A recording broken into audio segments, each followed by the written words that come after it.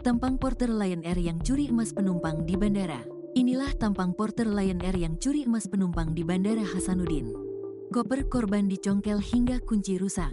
Kasus ini berawal dari video viral seorang wanita berteriak histeris di Bandara Halu Oleo, Kendari, Sulawesi Tenggara, Sultra. Nampak seorang wanita kesal karena baru saja kehilangan emas dari dalam kopernya.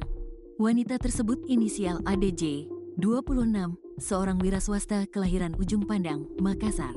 Setibanya di Bandara Halu Oleo, ADJ mengambil bagasinya namun curiga karena kunci kopernya rusak.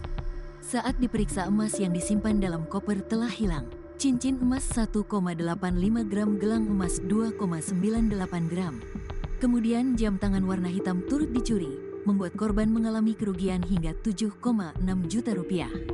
Aksi nekat 4 porter Lion Air congkel koper dan curi emas penumpang di bandara, Sabtu, tanggal 8 Februari tahun 2025, lalu.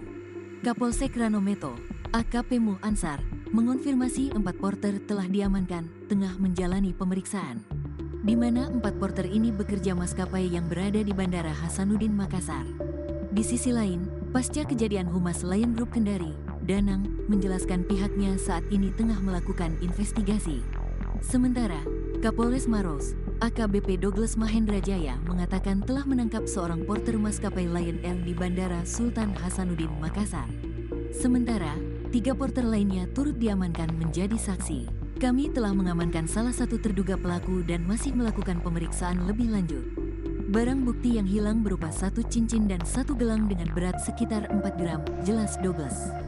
Jadi TKP-nya di Bandara Hasanuddin, Makassar, karena korban dari Makassar menuju ke Kendari, imbuhnya.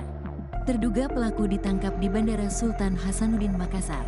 Dari hasil penyidikan ditemukan terduga pelakunya ada di Bandara Hasanuddin, Makassar, terangnya. Douglas menyebut pihak Lion Air telah menyerahkan 4 orang porter yang diduga terlibat dalam kasus ini ke Polsek Bandara Polres Maros. Polisi juga mengimbau masyarakat yang pernah mengalami kejadian serupa untuk segera melapor agar kasus serupa dapat diusut tuntas.